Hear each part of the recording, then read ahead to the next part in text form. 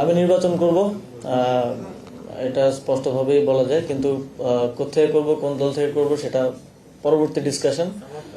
আমরা এখন একটা পর্যায়ে আছি, পরের পর্যায়ে সেটা সবার সামনে আসবে। আর অন্য যে বিষয়ে প্রশ্ন করলেন সে বিষয়ে আমার কোনো কিছু বলার ইখতিয়ার নেই, সেটা আমাদের মাননীয় প্রধান উপদেষ্টার কার্যালয় থেকে আপনাদেরকে যথাসময়ে জানিয়ে দেওয়া হবে।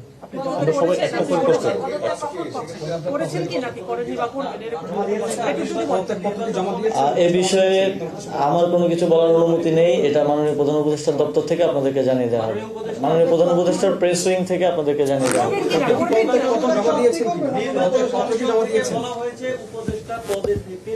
নির্বাচন করার সুযোগ নেই, তো সেক্ষেত্রে তফসিল যেহেতু ঘোষণা হচ্ছে, আপনি কি এর আগে আসলে পদত্যাগ করছেন কিনা? যেহেতু এটা ইতিমধ্যে আমি নিজেও বলেছি যে উপদেষ্টা পদ থেকে নির্বাচন করা উচিত না, যদিও আইনগত কোনো বাধ্যবাধকতা এক্ষেত্রে আসলে নেই।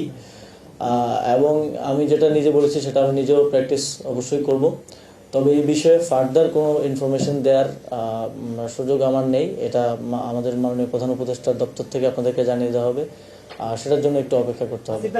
আগে যে কালচারটা ছিল যে সবকিছু ধোঁয়াশা, আপনারা এসেছেন একটা ট্রান্সপারেন্ট ওয়েতে বিদায় নেওয়ার সুযোগ এসেছে, আপনি নিজে পদত্যাগ করবেন কিনা? মা, পিম্পল 5 দিনেই চলে যাবে। যাবে না মা। যাক, নিমের 5 অংশের পাওয়ারে 5 দিনেই দূর হবে পিম্পল। হিমালয়া পিউরিফাইং নিম ফেস ওয়াশ। সেটা আপনার তো বলার ইখতিয়ার, আমাদের জানার অধিকারও আছে।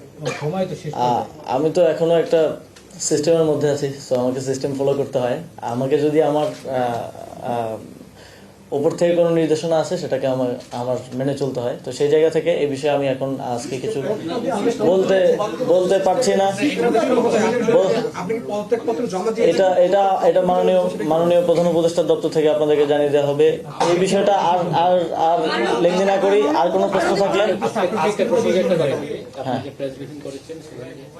এতদিন দায়িত্ব পালন করেন, যেহেতু নির্বাচন করেছেন 2 দিন আগে, আপনি এতদিন দায়িত্ব পালনের ক্ষেত্রে উপদেষ্টা হিসেবে খুব গুরুত্বপূর্ণ সুখকর কোনো ঘটনা আর সবচেয়ে তিক্ত ঘটনা যেটা নিয়ে আপনি হয়তো বিদায় নেবেন, এরকম দিয়ে একটা অভিজ্ঞতা যদি করেন। সেভাবে আসলে ডিস্টিংগুইশ ভাবে চিন্তা করার মতো সময় হয় নাই, তবে এই দায়িত্বে থাকাকালীন অবশ্যই আওয়ামী লীগের বিদায় নেওয়ার পরে বাংলাদেশে বাক স্বাধীনতা পুনঃপ্রতিষ্ঠিত হয়েছে।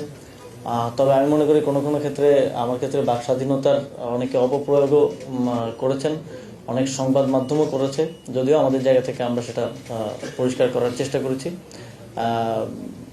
বাক স্বাধীনতা থাকবে এবং সেটার যেন প্রকৃত ব্যবহারটাও সবাই নিশ্চিত করে, সদ্ব্যবহারটা নিশ্চিত করে, এটাই আমার প্রত্যাশা থাকবে। এবং এটা আমার দিক থেকেও আমি প্র্যাকটিস করার চেষ্টা করবো এবং আপনাদের দিক থেকেও আপনারা করবেন, এটাই প্রত্যাশা থাকবে। মিনিস্ট্রি কেন্দ্রিক অভিজ্ঞতা, যে কয়েকটি মিনিস্ট্রিতে আপনি দায়িত্ব পালন করছেন, সেই কেন্দ্রিক অভিজ্ঞতা, যেহেতু আজকে আপনার উন্নয়নের ফিরিস্তি আপনি দিয়েছেন, ভালো মন্দ একটু মিশন যদি বলেন। মিনিস্ট্রি কেন্দ্রিক অনেক ধরনের অভিজ্ঞতাই হয়েছে, অনেক কিছুই হয়তো বলা যায় না। তো আসলে এই ধরনের পর্যায়ে কাজ করতে গেলে নানা ধরনের জটিলতা যেমন আছে, বিগত এই প্রায় 1.5 বছরে আমার মনে হয় যে আমি এর আগের আমার জীবনে প্রায় 25 বছরে যা শিখেছি তা এই 1.5 বছরেই তার থেকে অনেক বেশি শিখতে পেরেছি। এটা আমার জন্য একটা লার্নিং প্রসেস ছিল।